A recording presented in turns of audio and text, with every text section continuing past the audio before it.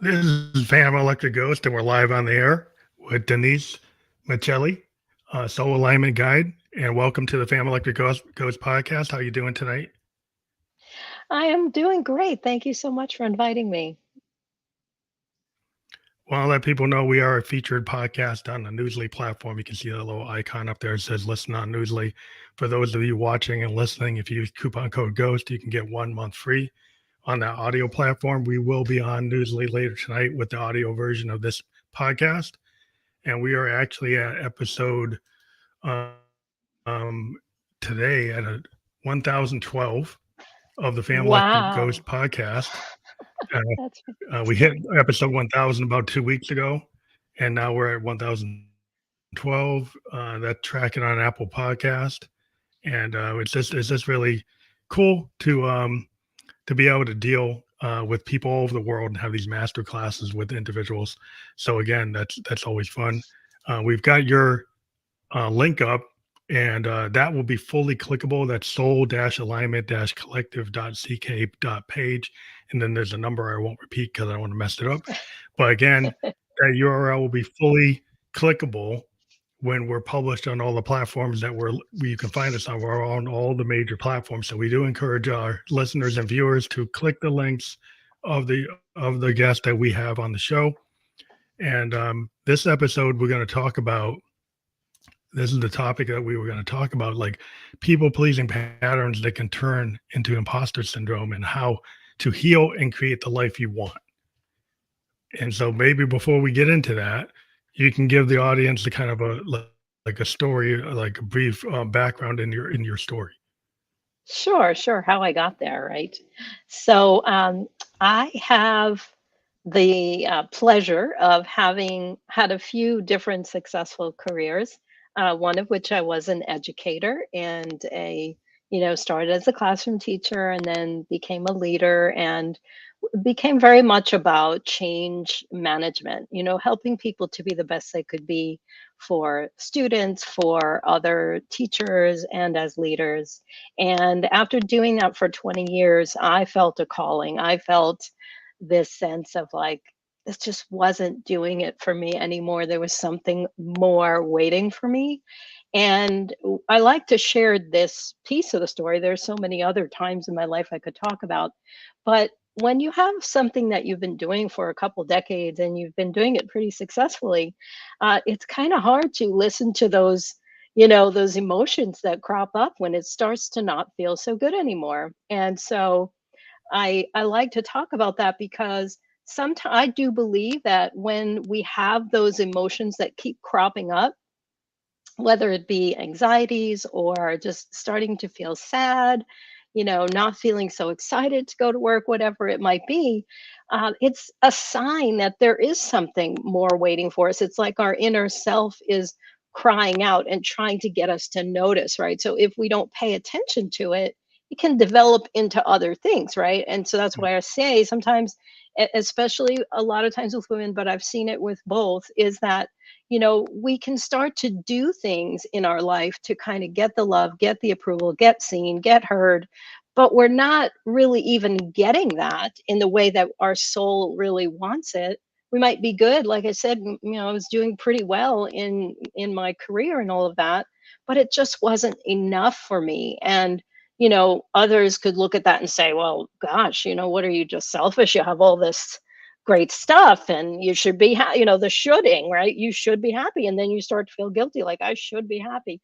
But the point is that when we have those feelings and we don't pay attention to them, that's what we start to get, that imposter syndrome, because it's like, okay, I'm going to work, I'm doing what I need to do, things are getting done, but I don't feel motivated anymore. I don't feel excited about it anymore. I want to feel happy with what I'm doing. I don't want to, none of us wants to go to work and be like looking at the clock and wondering, how am I going to get through this day? But when that starts to happen, right, we sometimes we ignore it. And I started to look at the people, because I always thought, I'm old school. I thought, I'd have that career for 30 years. Well, I started looking at the people who were rounding 25 and 30 years, and they were really unhappy.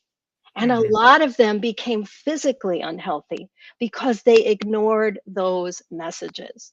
So Yeah. whether it comes out in a people pleasing or a sadness or, and I say people pleasing, it can be applied in so many ways, right? We perform the functions, we support our leaders, we support our families, whatever it is that we're doing. And it's not that that is, you know, a bad thing, but if we're doing it in the service of something that really doesn't matter to us anymore, then in effect, we're just kind of divorcing ourselves from ourselves. And so, whether you have a problem with laying out boundaries, I can recall when I was an assistant principal, if my principal said, I need this done, whatever, I would drop whatever I was going to be doing after work. I would rearrange my life so I could make sure I get it done. And I realized that that wasn't helping the fact that I was already feeling like I wanted to do something deeper with my, with everything that I had learned, and being a teacher, being a guide has always been the theme. But there was something about just being in that public arena where I couldn't go into this stuff, which is what I love. The body, mind, spirit side of life has always been a part of me. And so that's kind of how I came to the conclusion after a couple of years of, like, trying to get different positions and trying to make different lateral moves, and that I decided I was just going to quit. So of course everyone in my life, and here comes that people pleasing imposter syndrome, was like, what are you, crazy? You'll have a 30-year pension, blah, blah, blah, blah, blah, all the stories, all the shoulds. And I just said, I can't do it anymore. I just can't do it. And I found out, and again, this is where I'm truly blessed, that I could take a early retirement. Oh, early retirement. And Yeah. I was like, are you kidding me? I And can go and do and start the business I really want. Yes, it's a cut, but I was ready to completely walk and take that kind of a risk. So when your soul has that strong of a message that it calls you that hard, and you're given gifts right away. There was a gift because I had yeah. made that decision. My girlfriend was like, go to the union, go find it. I go down there and I found that out, and it was like my heart just lifted. And I said, you see, you were meant to do this other thing. Otherwise, you wouldn't been gifted that. That it was just fell right out of the sky. So that's what got Yeah, well, me it's like interested. it's like the muse. Yeah, I mean, it's like the muse. I'm a creative person. I'm an artist, and but a lot of times artists, people say, "Where does it come from?" It's like, well, we can channel. We can channel kind of like the universe, and why we're in tune, right, with these universal truths and frequencies and tones and paintings, and whatever creative people get in tune with. It's because, like, you can feel that muse. You can feel that, Yes, and it's also inside of you. And so there's this capability that's like at the microcosm inside the individual. And then there's the macrocosm, which is overall society. And then there's like spirit, mind, body. And artists are able to tap into it, where people who are non-artists don't feel they have the permission to tap into it, but we've given ourselves the permission to actually tap into that. exactly. And once you would have a taste of that, and I believe I got that as a child, I was always the one kind of in my imaginative world, creating forts and things in the woods. And, you know, um, I actually started meditating very young. I used to, in grade school, be invited to all the sleepovers because I would do the sleep talk down. I didn't, where was I getting that from? I don't know. I just loved that I could have all the girls in their sleeping bags relaxing and be like, within 20 minutes they were all they were out. And Mhm. so it was just something that creatively inside of me, it was like I had that calling from a very young age. And then, you go through life, and this is where, as we're around more and more decades, those parts of us that maybe got kind of shut down, oh, what are you going to do, be an artist, right? We get a lot of Yeah, those you messages can't that, make the money being an artist. exactly, like I never thought I would be a teacher. I didn't really think that, but I always did love learning. So when the idea came up, I was like, I do read a lot of books and I do love new knowledge and all of that. So let's see what happens. And I absolutely, the part about teaching that I love so much was finding that spark in the children and getting them Mhm. excited. Even getting students who would come to my class and they were so behind, I started to learn that the secret sauce of that was finding what they did care about. I'd Yeah. have like an older student who couldn't read and all the other kids could read. And I was like, all right, what do you love? And I had this one boy and he was so popular, just good looking. He was bigger than the other kids, had the whole story. And when I found out that he loved mountain biking, I made a deal with him. I was like, all right, we're going to gather mountain bike magazines and I'm going to have you work with the kindergarten kids. We're going to go over there and you're going to read them Cat in Hat. First of all, they all fell in love with him. And secondly, he was so motivated by learning those shorter words that he eventually was able to go and read that mountain biking book. So it's about finding what inspires Yeah. you, right? Yeah. Finding what motivates them. And they'd be like, they would love to come into the classroom even when we didn't have class, because they knew they were going to be given that creative license, which if you go to, and this is why I didn't stay in the classroom very long, because the leaders were like, oh my goodness, we need to get you in front of the other teachers, because there was excitement about learning. There was excitement about finding the way that different kids could learn so that they could fully participate. Whereas another teacher, look, if you can't read and write in this particular way, go sit in the corner. You know what I mean? It's all And or so, nothing.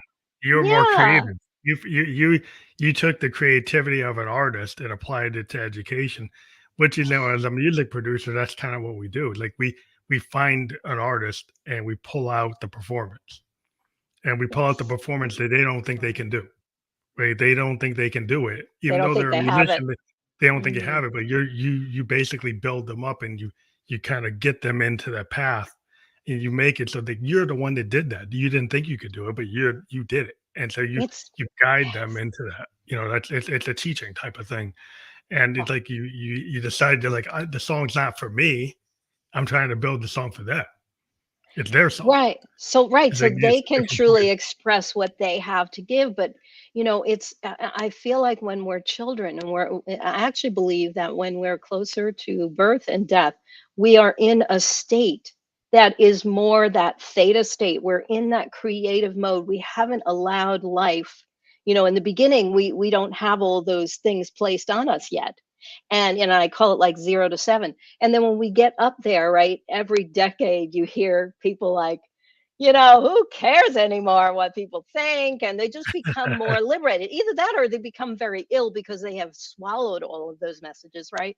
But a lot of older Mhm. people, you find, they don't have as many mental problems. They're like, they're accepting life for what it is and they're appreciating it and they're able to get more in tune with themselves. And so if we look at those two times of our lives, they're a time of inner work, they're a time of inner connection. Instead of us being so reactive and conditional on what's happening outside of ourselves, right? Which Mhm. is why I believe we have this rampant world of triggering right now. Like everything Oh, has a yeah. trigger warning, right? It's Everything because, triggers. It could trigger everybody. yeah, everybody's triggerable because they're not doing their own inner work. And it's Yeah. such a time where if you don't have an inner work practice, you are going to be vulnerable to life's ups and downs, which let's face it, they're happening thousands of times a day, But right? the So, wolf's at the door. Yeah, the wolf's at the door, but it's words. It's not the saber-toothed tiger. It's the words. It's like the words you see on a website. You get in a TikTok, what you get in a tweet, what you get in your message. Somebody exactly. sends you a set of words, and it's triggering you like a fight or flight, you know, and you're like, Yes. that's what's going on. It's like it's not the physical wolf. It's like this mental wolf. This like electric wolf. It's like Yes. it's just coming through, and then suddenly you're getting triggered by every single message that you're getting, and there's so much noise that you're on all day, and then you don't have Exactly. any peace. You don't have any peace, and you're getting pushed around, and people are pushing buttons and triggering you, and they get benefits, and maybe you don't. And like, what's going on? It's like because you're not looking in that looking glass and Yep. getting that quiet. Like a lot of artists, what we find is like we need actually quiet time, like Yes. no talking to anybody, not connected, not listening, but this kind of time to kind of be in our own kind of state and then let it come. And I think that Exactly. when it comes, then you know what to do with it because you're an artist. So you get this idea and it's like, oh, I'm going to go with that. But if you're getting triggered by all these outside things, you can't get to that. Exactly, you become disconnected, and that's where I say, like, I see a distinct difference, and it sometimes goes along with age, but sometimes not. I'll have younger people say to me, "Well, yeah, I don't do people pleasing, that's not my issue." But what they don't realize is that they're doing a lot of things that disconnect them from themselves. So it may not be directly like having a problem with boundaries or something that is more common in the older generations, just because, some of our parents were very narcissistic, we're very like, you are seen and not heard, or whatever the case may Mm, be. But yeah. that's why I like to put those two in there, because it is kind of, again, this like, you know um, two sides of a different of the same coin. Is either we're working so hard for that unconditional approval that maybe we never got, so we do people please, and it has been a long-term pattern, and sometimes even using that term will kind of frighten people, because they're like, oh, I can't look at that, it's too big to look at.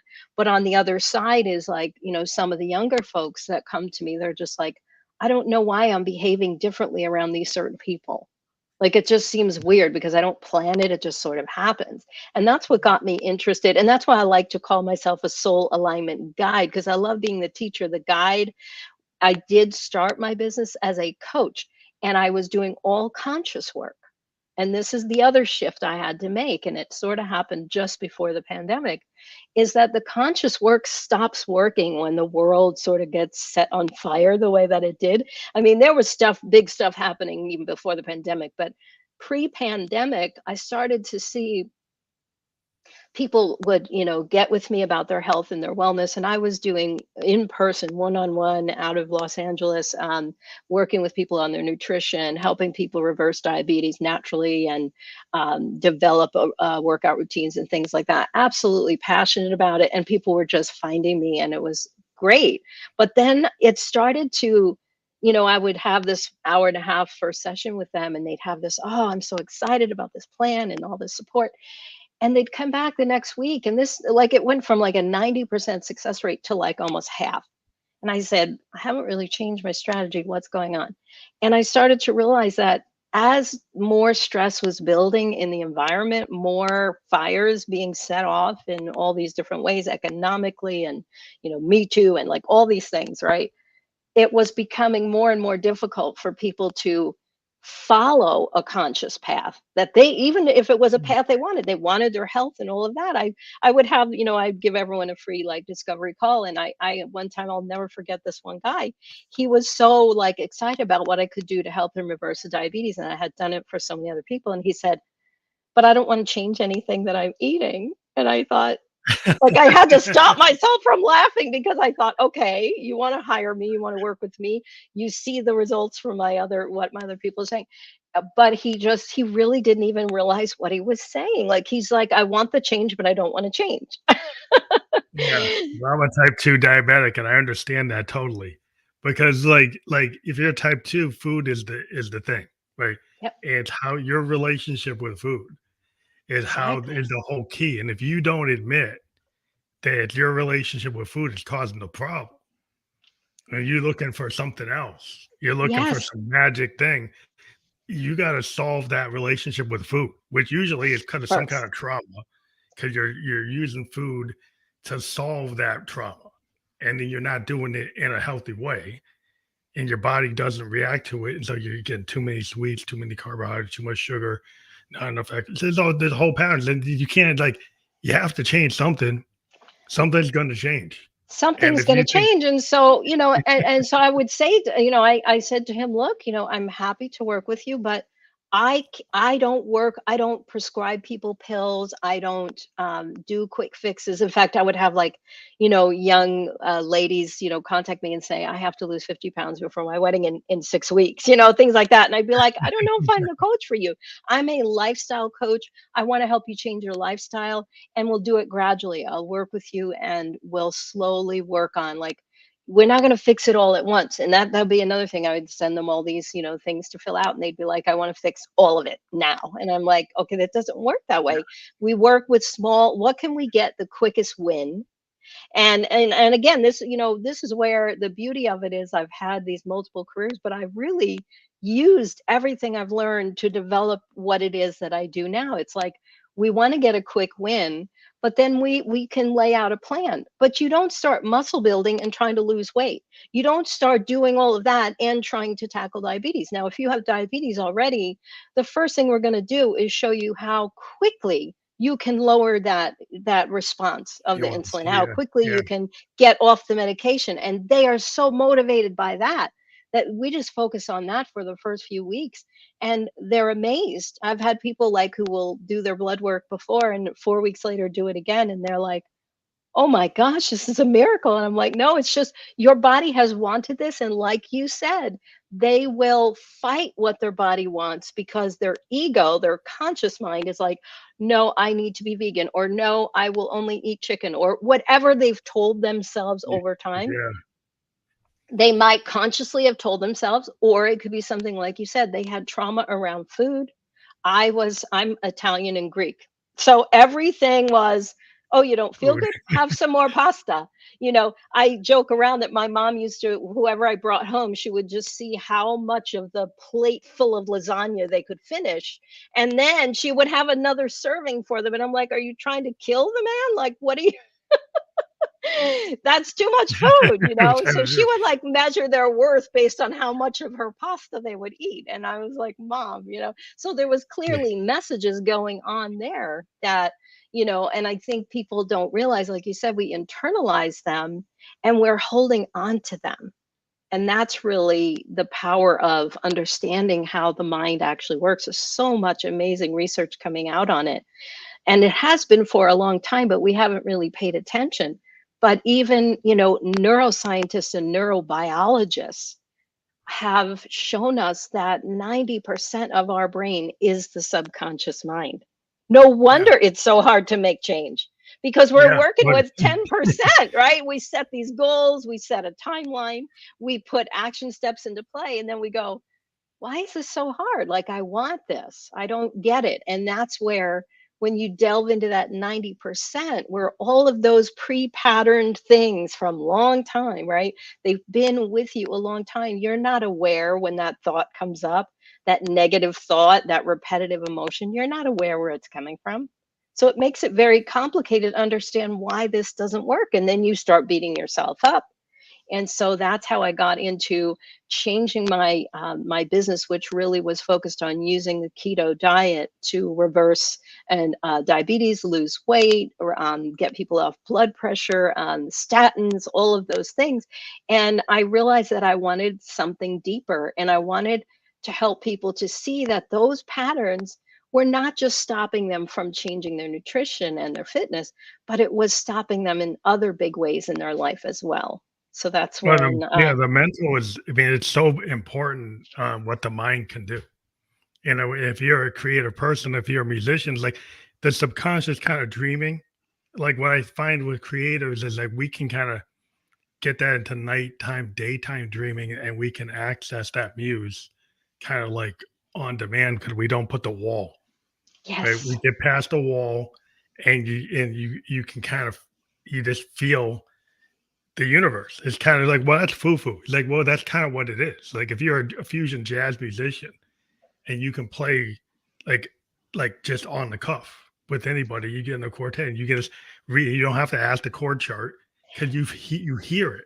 And also it's the confidence. I know guys like yes. they know what note that is. You don't have to ask them because you know what it is. And like if Hmm. you have to ask, you've been a musician for like 25 years, you don't know what key that is. Like you know what it is, but you want to you go and say it because why? Why do you kind of have to say that you don't know what Are it is you when doubting yourself? Yeah, you yeah. doubt yourself? It's like when you start to realize like I'm not gonna say what key I'm in. I just know it. When you get Hmm. to the point where you know it, it's not arrogance. It's like it's self confidence and actually knowing your own truth and knowing So true. that you're in that kind of state where you're in this like in the present and I can kind of roll with the punches and there are no bad notes because I Hmm. can take every one of those notes and make it work. And if you're in that kind of mindset, then you get abundance. You get like it's a law of attraction rather than Yes. that like I'm in a deficit. I don't know what I'm doing. I made a mistake. I got to start all over again. I'm not good enough. You get to a state where it's like, yeah, I can go. I can play with anybody. I can just jump on stage and do this. Like, why not? But Yep. like how many people stop themselves? They stop themselves because they say, well, I can't do it. I'm not good enough. I was never good enough, you know? Right. And they, even though they may have all of that inside of themselves, like you said, they're not trusting it. They're not connecting with it, and they're not trusting it. And some of the best music I've ever heard, and I actually, like when I was younger, I played in a band, and I have all this creativity in me, but I never really allowed myself to go full on. But the best music I've ever heard is jazz fusion like that, where you're listening to these musicians play together, and this is not rehearsed. This is just them being who they are, listening, and just going with the flow. That's pure creativity, so when you think about that, that's to me how it is when you get into subconscious healing, because you get out of your own way, and you Mm, begin to see everything that you have and that you've created. And one of the biggest messages that would come to me as I began this work, which was during the pandemic, I was, oh, what am I going to do with this business? I had been in it 4 or 5 years. It was doing well, but I was seeing a dip in the results, and I'm all about results. And so when I yeah, started, I was trying to meet other girlfriends in my area. I was living kind of near Long Beach, and I found this person online, also looking for just friends to hang out. And she ends up being a coach too. She's a subconscious healer.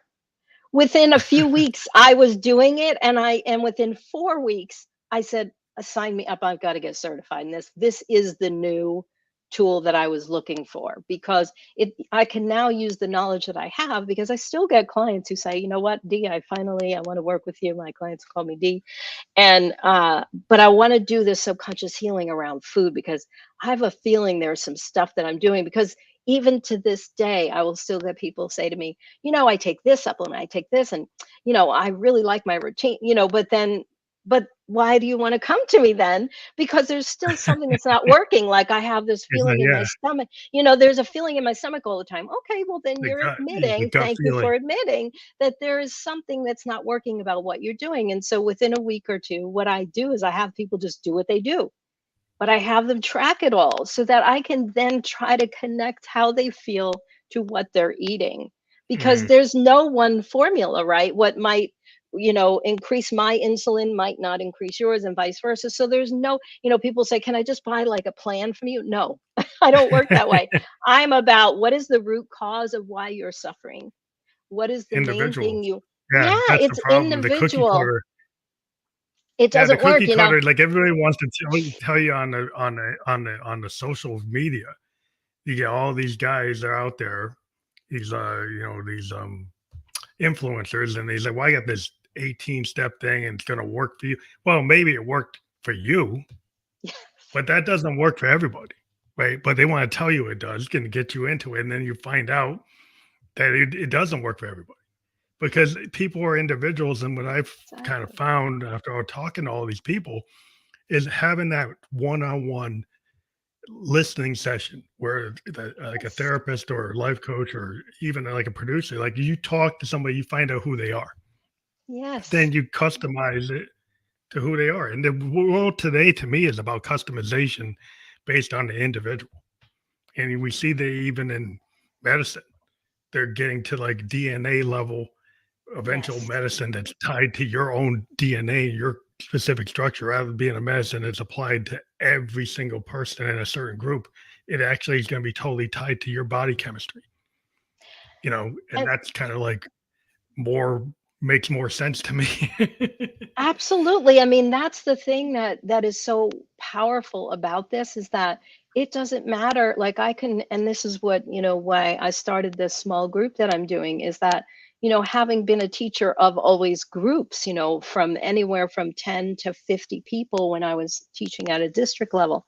And when you have people working together in a group, not everybody's going to be open right away. Not everybody's going to be feeling the activity or feeling the emotion, or they might have some blockages. And so, as an intuitive empathic person, I can feel those, and I don't necessarily have to know who it is, and they don't necessarily have to rehash all of the painful things that are going through their mind. But that emotion, just so the work is really just about not talking about it, because that's one thing that I bring up a lot with people. Many of us have talked about the things that aren't working in our life for so long. And like you said, it's a world of law of attraction. If we're constantly talking about what we don't have, guess what we get? More of the same. Well, you don't more of what you don't have. Yeah. And so, can you then identify what is the most present emotion that keeps coming up for you? Like the people change, the jobs change, maybe where you live changes, but that emotion is like your best friend, right? It's sitting on your shoulder. Or what is the memory that just keeps sitting over on your side? And that's what we need to bring down, because it's so strong in your subconscious mind. It's probably been with you since you were a kid.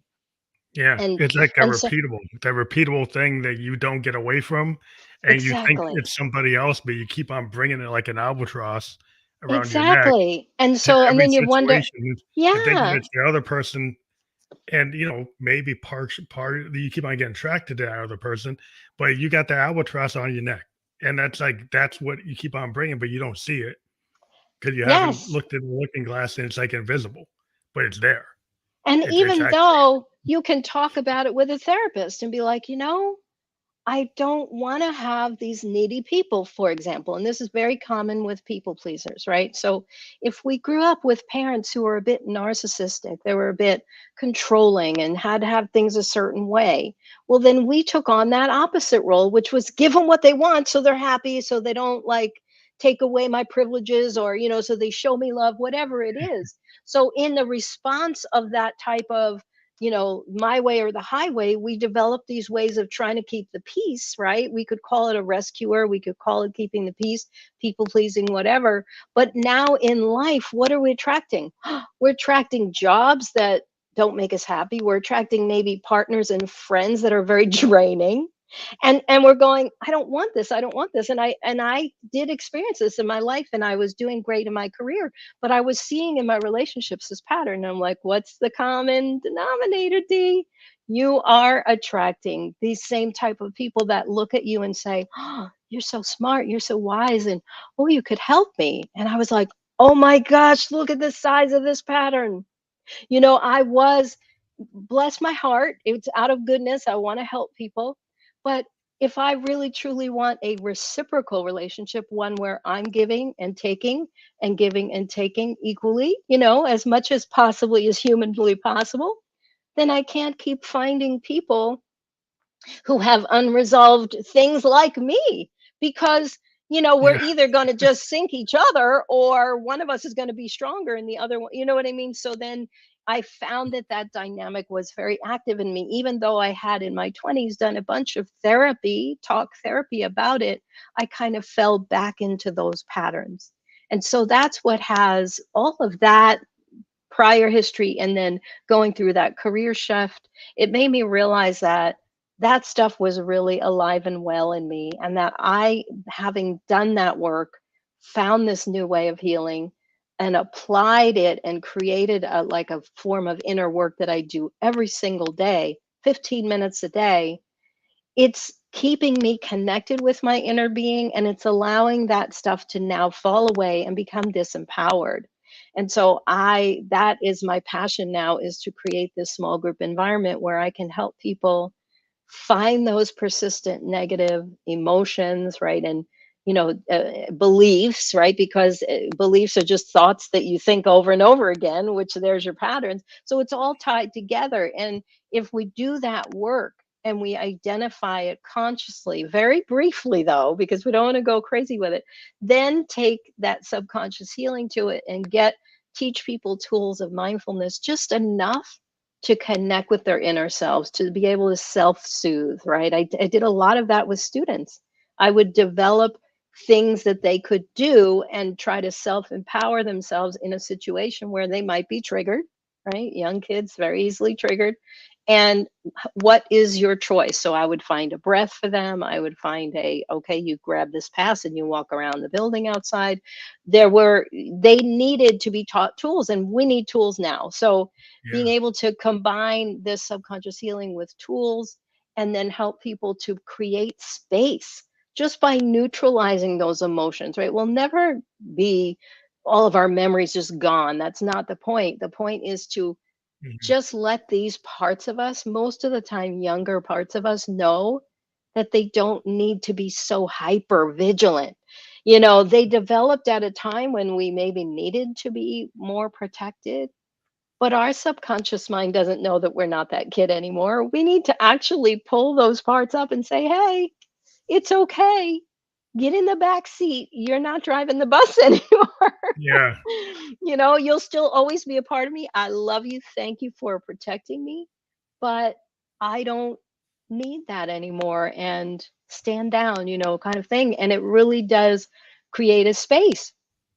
And then we go into, all right, now that you have this space, what do you feel? And usually people have tremendous insight. I know for me, my creativity sharpened, my ability to connect with my inner being sharpened.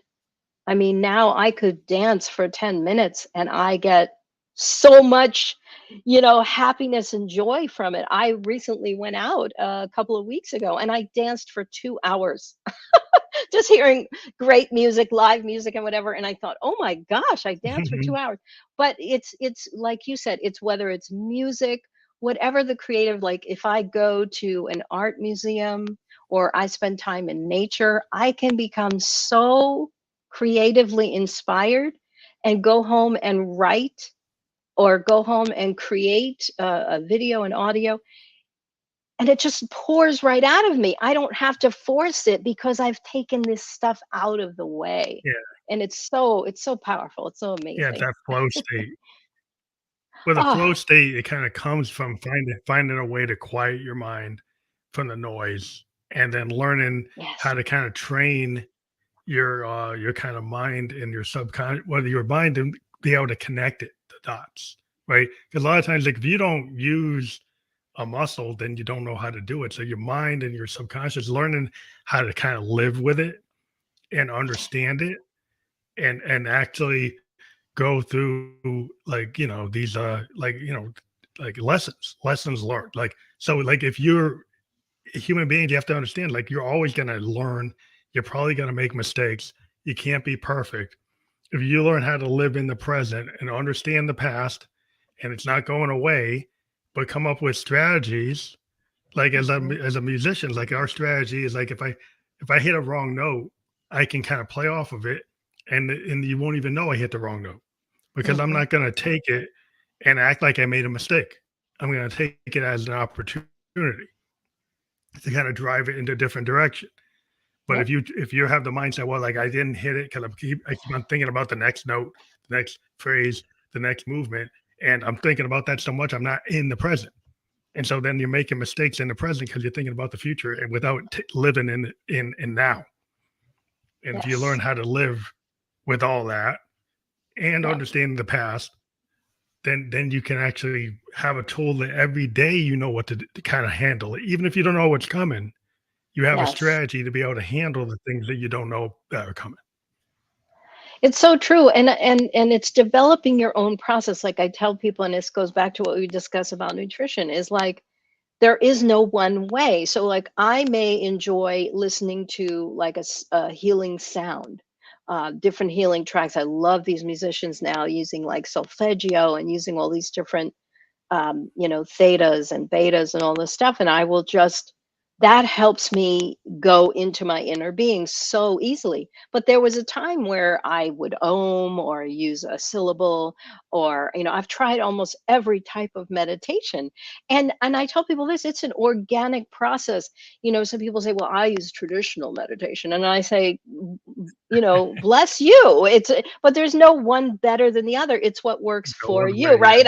I've had people tell me that, well, I use traditional, like I'm better than you. And I'm just like, hey, good for you, and I wanted to say, you know what I should have said? What tradition? Because there's a million traditions Yeah, around the how many world, right? variations? Yeah, I Yeah, mean, even if you say the word yoga, I mean, yoga has roots in India, it has how roots many all over the world. variations? Exactly. So there is no one perfect way. And so what I like to do is kind of give people a menu and try this. I went to Hawaii and I got some singing bowls while I was there and have played a little bit with that and creating some sounds that way. And oh, my clients absolutely love that. Just like a 5-minute singing bowl, to get you into and get ready into subconscious healing. So I like to introduce them to these different things and then let them run with it. And some people will say, I tried that once and it didn't work, so I just went and got a pill. And I'm like, nothing against that, but I'm never going to recommend a pill for inner peace for you. Yeah. I know that people are doing all these different therapies and all of that. And, again, not to judge it, but I don't think we need any of that. What we need is Yeah. to stop all the noise, right? Yeah. And Well, I mean, uh, I'm a sound designer. I'm a keyboard player, a synthesis. So I take sound waves oh, and I build wow. tones from analog modular synthesizers. So Oh, I actually create my tone. I don't sample. I actually take like a sine wave or a cosine wave or a ramp or a square and run it through all these different electronic devices that are hardware and make tones before I even write how? a song. And then those tones, I can, take a triangle and turn it into a bell, take a square wave and turn it into a bass note. And it just allows me to kind of customize my tones so that they match what's in my head. Oh, So I can actually wow. go and create, and I kind of know what I want to do. And it's like a lot of artists just take what exists or take samples of somebody else's work. But I like to Right. try to just create my own tones, whether it's even out, making noise, making things that sound like waterfalls or sound like air, rushing through the trees. It's not a lot of cool stuff that you can do with these sound oscillators. And it's just a way to connect because Oh, like when you're a cool. musician and you see an audience respond to a sound, you can Yes. kind of see immediate reaction to your art. And then you're like, okay, I know what this does. When I use this Mm. type of wave, it does this to the people in the audience. And so that once you learn what it is, it's kind of like how you learn how to use your voice when you're a public speaker. You learn how to present. You learn how to like the nonverbal things you learn, but it's all still like vibrations. It's still all like whether it's nonverbal or actual verbal or sound different vibrations. Like we're picking up that kind of signal in the universe.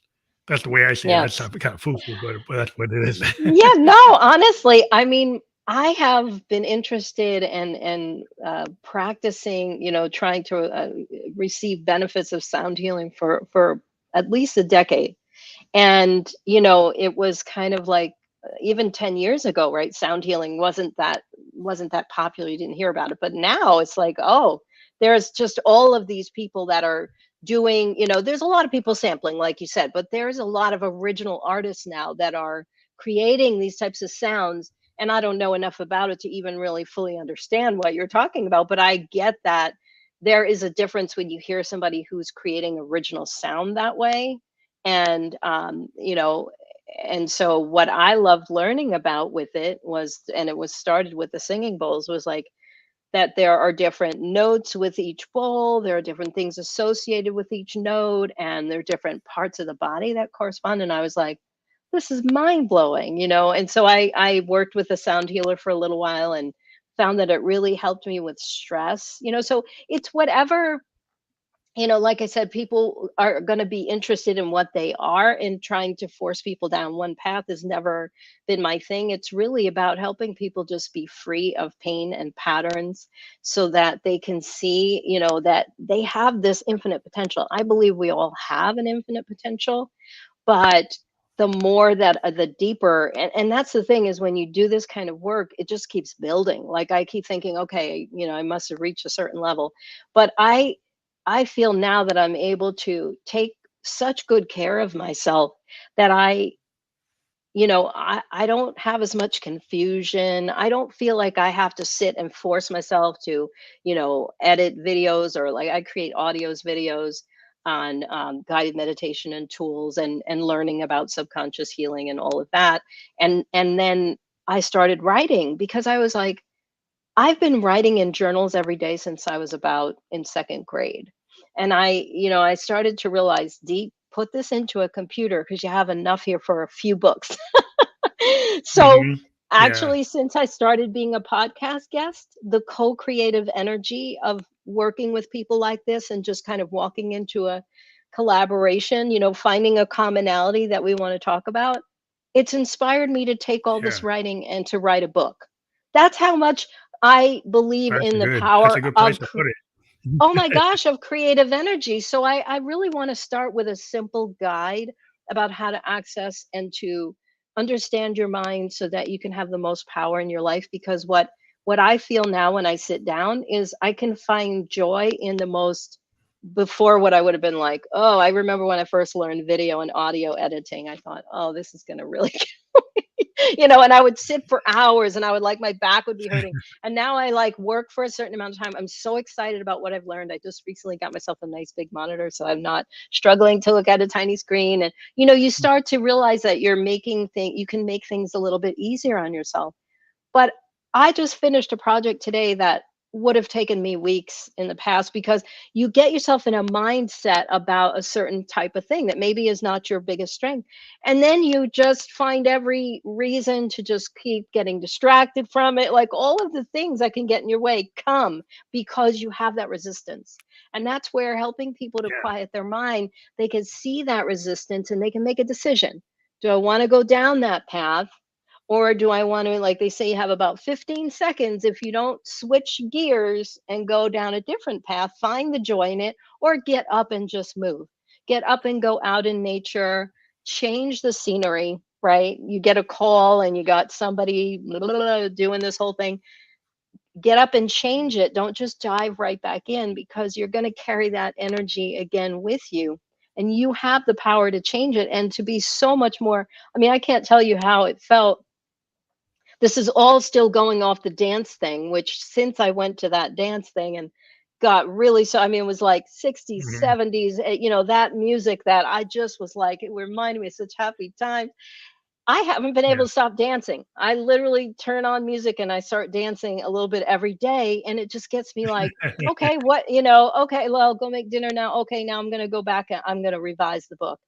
Over the weekend, I took my book apart and put it back together again, and it's really close. I've got 2 more chapters. So the exciting thing about it is that not only can you reduce these behaviors you don't want, but you can access because you've let those go. You now have space to find that creative energy, to find the joy in everything that you're doing is going to make your life, so much happier. Even if you don't have every single thing that you want right now, it doesn't matter. You can still Yeah. find the Yeah. joy in it. Well, it's like that flow state. Like I'm always telling people that like when you a lot of times if you Elton John told a story about the Yellow Brick Road. He said everything's third, fourth take. It's like only three or four takes, and we took it as we wrote it, as we played it and wrote it. And they wrote it like in a mansion, and they kind of recorded it live to a multi-track. And he said he kind of missed those days because he said today everybody obsesses about trying Oh, to make it yes. perfect. But if Right. you go back and you listen to that, some of that stuff from 73, 74, 75, it's like it's not as perfect as the stuff they can make today, but it sounds better than the stuff they make today. Like, why is that? Because it's Yep. more authentic, it's Yep. more vulnerable. And by Yep. not taking like take 99 versus take three or take four, it's actually Right. closer to the original idea that Bernie Yeah. Taupin and Elton had. That's the real idea. The further you get away from take four, Yeah. the more you dilute it, you start to Right. dilute the honesty of it. And that's what I think a lot of people in their Mm. lives do is they try to make that perfect statement. And it actually Yes. the more honest and authentic elevator pitch is probably version 3 or 4, not version 99. Because It's then so you true. When I think that's what I loved about this band, because of course, they knew their audience. So they knew like and I found this dance party that happened at 3 in the afternoon and I thought, oh, these are my people. And but the musicians were much younger, but they clearly understood the power of that music to that group.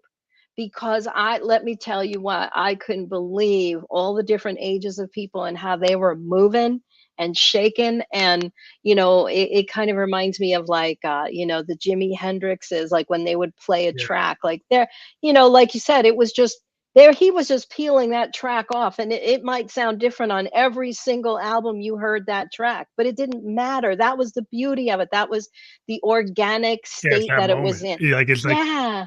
it's very jazz kind of Yeah, the jazz psychedelic age, this few what he was doing was very experimental, and it has a lot to do with jazz. I mean, he used to play with jazz guys, and Mitch Mitchell was a jazz drummer. So the idea that Hendrix experienced, it was a mixture of like psychedelic rock, jazz, fusion, heavy metal. It was like a that's why it's so different. He was always rock. It's not exactly rock. It's a bunch of Mm-mm. things mixed together, and that's what people kind of miss. It's like this hyper blues with psychedelia, with heavy metal, with a little punk. It's got a lot of different elements. I mean, I've studied it and it just has all these different elements. And Hendrix was very much into playing it different every night. He had a structure, but he would Right. kind of be like a fusion guy. He would go and change it. And he wasn't Right. wedded to keeping it the same. He didn't have to keep it the same because he's like, it's boring if he keeps it the same. Exactly, and I can remember that, as I got more into his music and the different, the different albums that would come out, like where he'd be traveling, it would impact it. Sometimes it was slow and bluesy, other times it was hard, and so it was. To me, that was always so fascinating because it felt very organic, and you didn't know how it was going to come out on that next track. You didn't know how that song. You might hear a song and be like, I know that song, but it sounds so different. And I feel like you're right. We have kind of over mastered music now, over mixed music, whatever you call it, to the point where it loses It's something in that it distilled. Yeah, uses. it's so Yeah. distilled. Yeah, it Yeah. gets so distilled, if we run it through computers. Like, I still use, like, tape multi-tracks Oh, from the wow. late '70s, early '80s, because it forces me to not redo things to the nth degree and kinda live with what I'm able to play. And the reason why people don't like the old technology is that you had to know how to play to a certain level to Mm, use some of that tech, because if you're not the most brilliant or best player, some of the new tech you can go and have mistakes and then correct it. Where in the old world, you had to lay it down the way it's supposed to the be, right way. right? And if you Sure. didn't get it, then you had to keep on playing it. And so people today, they don't have time to actually get it right. So they just put it down and then fix it after. And there's something about actually putting your heart and soul into a performance and laying it down In that I that think, moment, yes. that's Yeah. where the authenticity and the vulnerability, yeah, I think it's lost when you just do everything with the computer. Yeah, so it Hmm. sounds perfect, but perfect isn't always what you want. Hmm. You know? Fascinating how the parallels go into really any area of life. Are you trying to create like an item that you can market, and this certain genre that you want to be in? Yeah, then you really don't have to have a lot of talent. You just have to know how to replicate a certain sound or replicate a certain melody or whatever. And I Yeah, think vibe. that, Yeah, vibes and when rhythms. Yeah, yeah. basically, we use, what we call lanes. Like, we have these, machines that have clips, and songs Okay. today are constructed in clips of Mm, hooks and beats that we know we can run algorithms and know that this beat got like a billion hits. So if I use this type of beat, you got a it's billion gonna sell. listens on Sure. Spotify. So if I'm in that zone and I meet the beats per measure, I'm going to trigger something that people are familiar with, and people like the things they're familiar with. But I'm kind of an artist. Well, I'm going to go and say, well, I don't want to do that. I want to do something that somebody's not familiar with. So I'm not going to trigger the algorithm and get as many views. I'm going to get way under what the popular stuff gets, but I'm going to feel better about what I wrote because it's really what I want. So it's a different audience though, and they're Yes. different opportunities. I get Right. different opportunities. The numbers don't always represent what can happen. I could get an opportunity to be on a video game soundtrack or get to work with somebody from less views, from 100 views, get to work on something that somebody said, well, you got to get a billion views to get anywhere. Not necessarily. If the right person in 100 views finds it, then you still get a job, but you don't know that from the number. Right, So and that's what people are missing. yeah, it's that power of co-creation like I was talking about. I find, because social media is like the bane of my, trying to figure out algorithms, and you want to catch a good sound for a reel. you should look for this and look for that and look for viral clips, and just, very similar to what you just said. And I like to find the sound that is not viral, that is something that has the right mood for what I'm trying to get across, because I'll want to just put a little snippet out there to try to relate to how people are feeling. I don't want to have, I mean, yeah, I get it when, there's a clip up there and they use a sound that we all love, like you said, one that has got a billion hits to it. I get why they go viral with that, but is that really what I want to do? Like, I'm putting together a small group of people that want to heal. So really, it wouldn't even be make sense for me to want to attract a million people to my reel. So I don't put a lot of focus on that. In fact, I'm thinking like that's one of the areas I would hire someone out, is to say, hey, take a look at all this stuff that I've created, because I have scripts, I have articles, and I'll have a book, all this. Take this and Hmm. make some reels for me, because honestly, it doesn't seem worth my time. Like, I'm not going to be a creator of those things. I want to be a creator of things that have a legacy, a healing method, a book, Yeah. articles. I love it when people, I have a blog on Medium, and people will comment like, oh my gosh, I can't believe, that's such a great tool. And I use that. So I'll try to share, inner work tools through my articles, or just share, patterns or things that I've seen in my life. And I've been able to, get a following there. So I know that this stuff is needed. It's just, how you decide and determine to put it out there. I think it's powerful to connect with people and then see what that co-creation creates. And for me, honestly, being very new to podcasts, I feel like the potential is so much better to connect with people all over the world who might resonate with the energy, that you bring, which clearly, if you're at 1,000 episodes, you understand that. Yeah. I mean, the Yeah, whole well, thing about podcasting is it's not an infomercial. My podcast is a live podcast. I decided a long time ago that I like the authenticity of a live interview, where there's some people that they kind of obsess about the perfect. They want to pull all the ums out. I'm going to pull out any glitches. And then, like, well, then it turns into like an infomercial. And then what I find yes. is I like the authenticity of a live kind of radio interview in the moment. And it's kind of like Yeah, jazz fusion. I kind of take the same aesthetic and apply it I that like way. that. And it's worked for me because that's my mindset. I'm not scared of it. But I've run into people who's like, well, I'm scared to go on live because I don't trust myself to be perfect. I said, well, you Mm, don't have to be perfect. You just have to yeah. be you.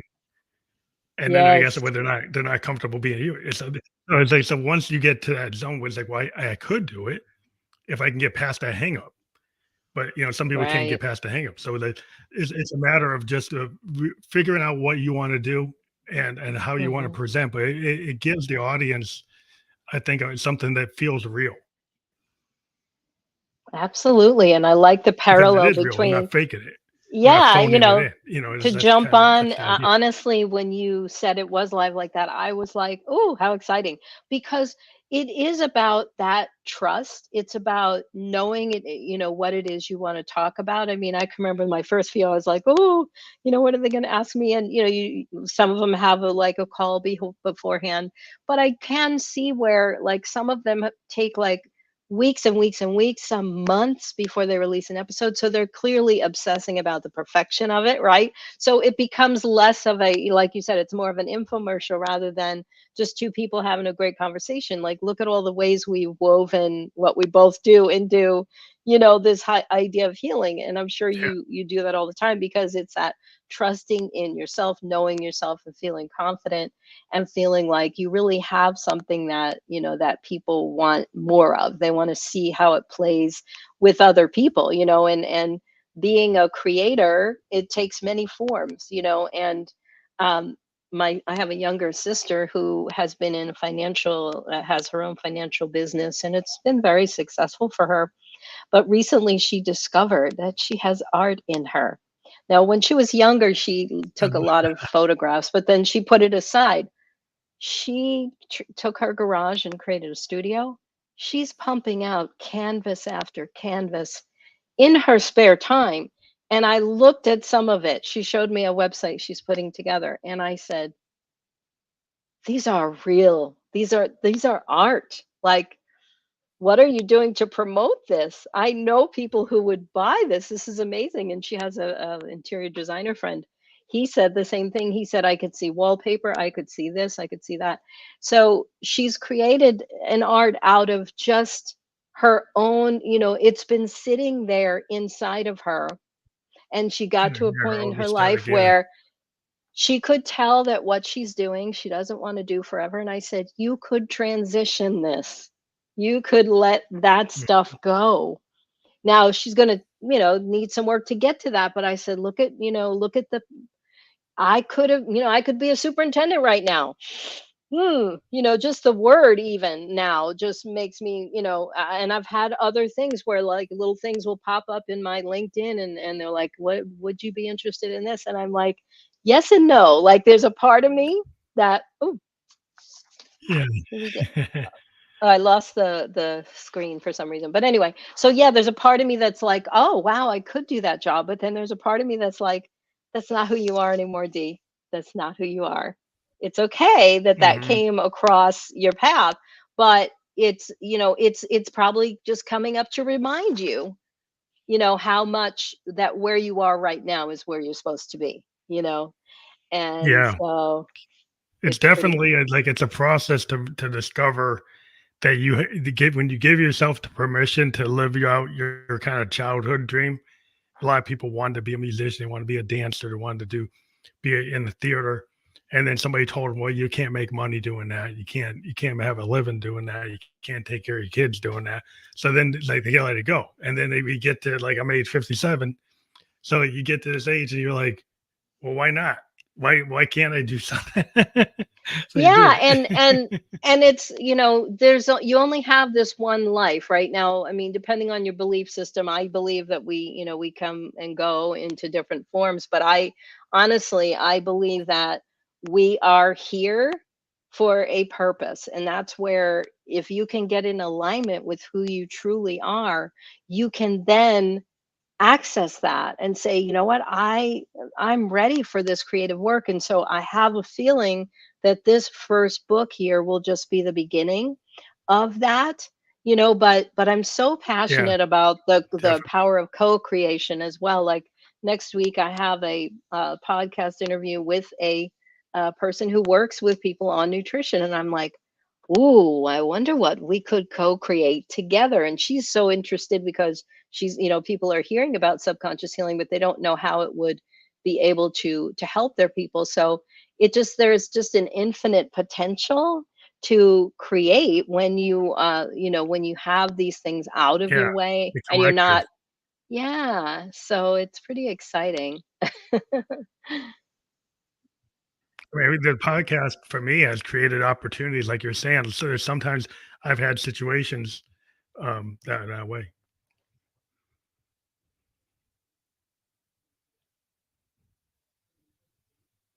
Oh, well, I guess we're done.